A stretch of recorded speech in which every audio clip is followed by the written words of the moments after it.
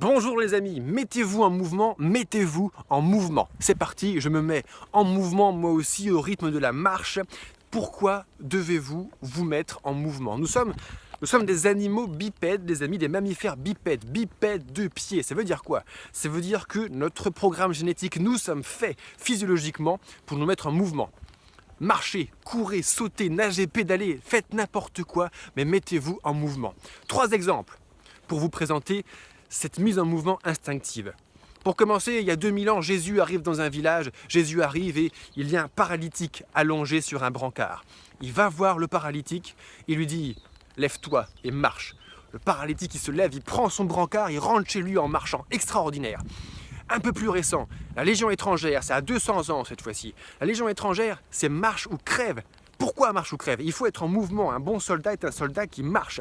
Si tu n'as plus la volonté de marcher, si tu n'arrives plus à trouver la volonté de te sortir le doigt des fesses pour reprendre la marche, on va t'abandonner en terrain ennemi parce qu'on ne le fera pas pour toi t'enlever le doigt des fesses. On t'abandonnera en terrain ennemi, tu seras capturé, torturé, exécuté. Et enfin un exemple, un petit peu plus soft, un peu plus parlant évidemment et beaucoup plus positif.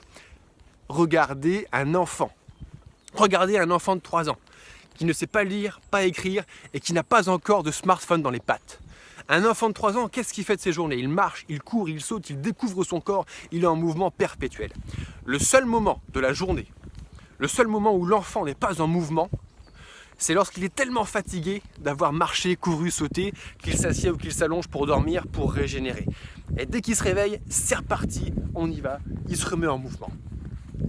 Alors, aujourd'hui, je reviens un petit peu dans le cadre actuel, nous sommes en 2017 et la majorité des actifs, la majorité d'entre vous qui sont actifs, 80%, ont un travail statique. 80% d'entre vous sont assis à un bureau d'ordinateur devant un écran d'ordinateur. Je ne connais pas d'humain qui peut passer de manière prolongée, plusieurs jours, plusieurs semaines, des mois, des années et des années en position statique sans avoir de très graves répercussions physiques et psychologiques sur lui.